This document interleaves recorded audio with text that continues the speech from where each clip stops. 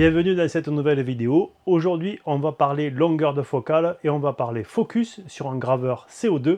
Vous allez voir que ça a toute son importance pour réussir des découpes ou des gravures. Et le sujet du focus et de la focale est important pour la réussite de vos projets en gravure laser. Je vais vous faire une démonstration sur ce graveur CO2 de 80 watts de chez Montport, mais bien sûr tout ce que je vous explique est valable pour n'importe quel graveur laser. La longueur de focale est la distance entre la lentille et le point de concentration du graveur laser. Le point de focus ici, il est matérialisé par ce rayon laser rouge et il est à une distance ici de 2 pouces sur cette machine que l'on mesure par l'intermédiaire d'une cale qui elle mesure la distance entre la surface et le pied, ici le bas de la buse. Parce qu'on est sur un laser avec un focus manuel. Le focus est le point là où il y a le maximum d'énergie, là où le faisceau laser est concentré en un maximum d'énergie.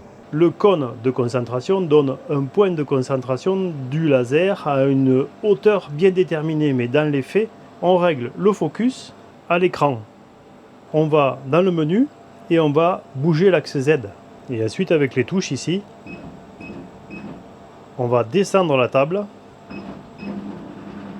ou on va monter la table. On cède de la cale si on veut être à la bonne cote. Voilà, on descend et là on est à la bonne cote. Ça veut dire que le point de concentration du laser est au niveau de la surface. La lentille est ici, donc le cône ici, il a une zone plus ou moins haute d'efficacité.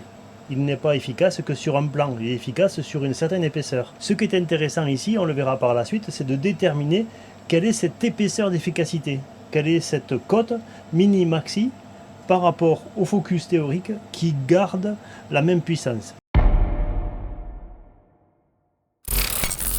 Donc c'est là qu'il est important de savoir que pour certains travaux, on a plutôt intérêt à déplacer vers le bas ou vers le haut le focus. Par exemple, pour découper un matériau de 4 mm, on aura intérêt à déplacer le maximum d'énergie au centre de la pièce, soit à 2 mm, moins 2 mm. C'est pour ça que je me suis fait une cale avec plusieurs hauteurs, c'est pour pouvoir descendre. Là je suis à 0, là je suis à moins 3, moins 5, moins 8. Donc si je voulais découper ici ce morceau de 3 mm, il faudrait que je descende au moins de moitié ici par rapport à moins 3. Et là j'aurai le point de focus qui serait au milieu, voire légèrement plus bas. Comment savoir sur quelle hauteur le focus conserve la même énergie? Il y a une méthode, ou plutôt plusieurs, mais je vais vous en montrer une avec cette machine. Je vais faire le focus sur ce morceau de bois. Je vais me mettre au focus à 0. Là, je suis à 0. Sur ce type de machine, on a la possibilité de faire un pulse, c'est-à-dire une impulsion. Et cette impulsion va me permettre de faire un point. Donc je vais faire une impulsion. Je l'explique à chaque vidéo. Pour faire des vidéos, je suis obligé d'inhiber les protections, mais en principe, elles restent actives. D'abord, je réinitialise et ensuite, je fais une impulsion. Voilà, j'ai fait une impulsion. Qu'est-ce que ça dit sur la machine? Elle n'est pas assez longue, l'impulsion, pour voir quelque chose. Donc, je vais modifier. Donc, j'ai le réglage ici manuel. Et ici, je vais y mettre 20 millisecondes. Entrée, échappe et je recommence. Voilà. Alors on a ici le premier point que j'avais fait à 9 millisecondes et ici on a le deuxième point que j'ai fait à 20 millisecondes. On va le repérer, ça c'est le 0. On voit que le point est un petit peu plus gros déjà, à 1 mm. On va essayer de le faire à 2. On voit qu'à 2 il est encore plus gros. Je vais faire plus 3.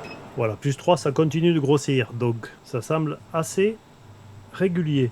On va aller voir maintenant en baissant. Donc on voit ce que ça donne ici à moins 1, moins 2, moins 3. Et on constate que effectivement le point le plus concentré est ici et qu'à partir d'ici, que ce soit moins 1, plus 1 ou moins 2, plus 2, eh bien on commence à avoir un focus qui se perd. Donc on est concentré ici à moins 1, 0, plus 1 et ensuite à l'extérieur, eh bien on a le point de focus qui est déconcentré. Alors pourquoi cette échelle est importante? Eh bien c'est parce que quand je suis à la cote donnée par le constructeur, c'est là où j'ai le plus de puissance. Donc si je veux mettre le plus de puissance au milieu d'une planche d'épaisseur 4 mm, il va falloir que je descende de -2. Inversement, si on veut faire une gravure et qu'on ne veut pas qu'elle soit trop fine, mais qu'on veut diffuser un petit peu le faisceau, eh bien il va falloir faire +2 ou +3 de manière à pouvoir avoir un floutage de la gravure. C'est du matériau qui est très fin et que ce laser est très puissant. Donc il a fallu que je trouve des astuces ou une astuce pour pouvoir faire ces étiquettes dans ce carton de quelques dixièmes d'épaisseur sans l'abîmer.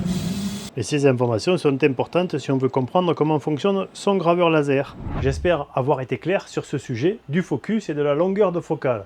Si ce n'est pas le cas, vous pouvez me poser des questions, j'y répondrai, ou me laisser des commentaires si vous avez apprécié la vidéo et appris quelque chose. Si c'est le cas, si vous avez appris quelque chose, pensez à vous abonner, à mettre un pouce levé, parce que ça va aider cette chaîne à grandir, et à vous proposer des sujets de gravure laser ou d'impression 3D. Je vous dis à très bientôt dans un prochain épisode.